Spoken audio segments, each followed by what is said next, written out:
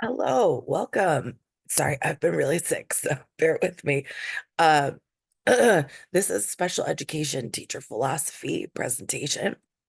I decided to do excuse me, a PowerPoint. So my infographic review, as you can see here, it's special education roles and responsibilities. Number one, roles to support learning, involving in being involved in curriculum development, conference with parents, pre and post assessments, monitoring IEP modifications and accommodations. All those are very important. To legal responsibilities, a solid understanding of special education law, familiar with state and federal laws, essential for maintaining compliance, which is really important, protecting student rights and ensuring proper educational accommodations, excuse me, ethical responsibilities, maintaining high expectations for my students, maintaining high levels of professional competence and integrity, involving the families in decision making, using evidence, data, and professional knowledge to inform my practice. Excuse me. And then continuing with the roles, sorry. Collaborative responsibilities, collaborate with all stakeholders in decision making for a student, collaborate with gen ed teacher on curriculum to streamline learning if possible, trying to keep it going for the student as best possible so that maybe if we were learning about something in the classroom that I could continue with that just at a modified level. Sorry. Excuse me, collaborate with paraprofessionals and aides to discuss best ways to help the student, like behaviors, academics, social emotional learning, and then advocating responsibilities, advocate student needs to all stakeholders, depending on what the need might be. It might be an emotional need, might be something that they need, a physical accommodation in the classroom, a tool that would help them, that sort of thing.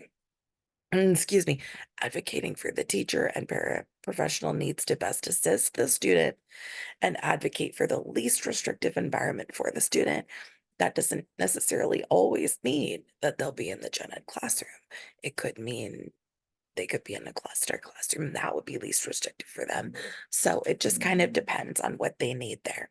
And then if I go over to my vision is collaboration. Tons of valuable data and observations are currently unused, and I'd like to change that. Right now, I'm a gen ed classroom teacher, and I spend my entire day with these kids, and they see them for maybe an hour, maybe 4 days a week. And I have so much information that I've tried to reach out, tried to collaborate with, and that's part of what I want to change going into this is just making it feel more cohesive. And like the gen ed teacher has a ton of valuable info that I want them to feel like they could share with me. We could do monthly meetings. If I know meetings, there's always so many meetings, running observation documents, questions, like creating a Google Doc where they can ask questions or put in quick observations, not every day, just whenever they feel like it or want me to see something. Then we could use those in conferences. Dispositions and character traits that I'll capitalize on to be effective in this role. High expectations, believing all students can learn, setting realistic expectations. They can definitely learn, just might need to be adjusted. Respecting diversity, individual learning needs, respecting each other and the students, fairness, taking time to understand student needs and issues that they might be facing. Everyone's different. Doesn't matter who you are, different. And what one person might need might not be the same as another student, and that's fair. Reflection, arguably the most important thing an educator does, reflecting on ourselves, on our practices, on how we help the kids, and maybe things we're doing that aren't great and that we need to change. And self-awareness, reviewing our own self professionally and being real about it. If we're not doing well in something, ask for help, get some professional development, change it up.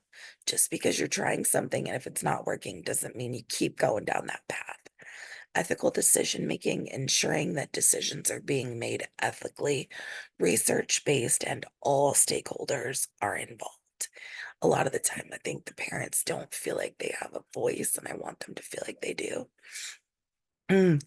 Ethical framework and professional practice standards, respecting the rights and dignity of all students, always, no matter what, always.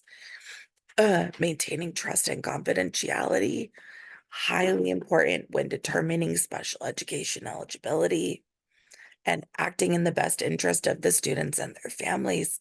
This will help everyone flourish. And then Christian worldview perspective, excuse me, spiritual unity of all believers. We are all under God. We all have that in common. Taking a step back and putting needs of others, excuse me, before your own. Excuse me, golden rule, treating others as you want to be treated, right?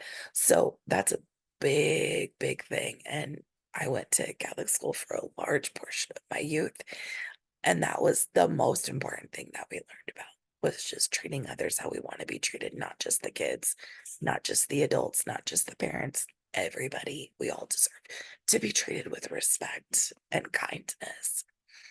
And then in closing, I will continue to deepen my understanding of the diverse learning needs of students by ensuring that I finish this master's degree so that I can keep going with it, making the students and families' needs a priority and not only what admin wants, and continuing to collaborate with all stakeholders. I have felt like one reason I wanted to get into this is because there's been needs that students need, for lack of a better words, and admin saying, "Hey, we don't have funding right now for that," or "I don't have aids for that right now." That's not the problem of the student or the parents. That's something that they need, and we need to focus more on what they need and how we can get there. Um, excuse me, excuse, professional activities and learning communities I will engage in to facilitate lifelong learning and culturally responsive teaching, finishing this degree, using my master's degree in reading to help differentiate and help them the best way possible. I am the AI ambassador for my portion of my school district because it's pretty big.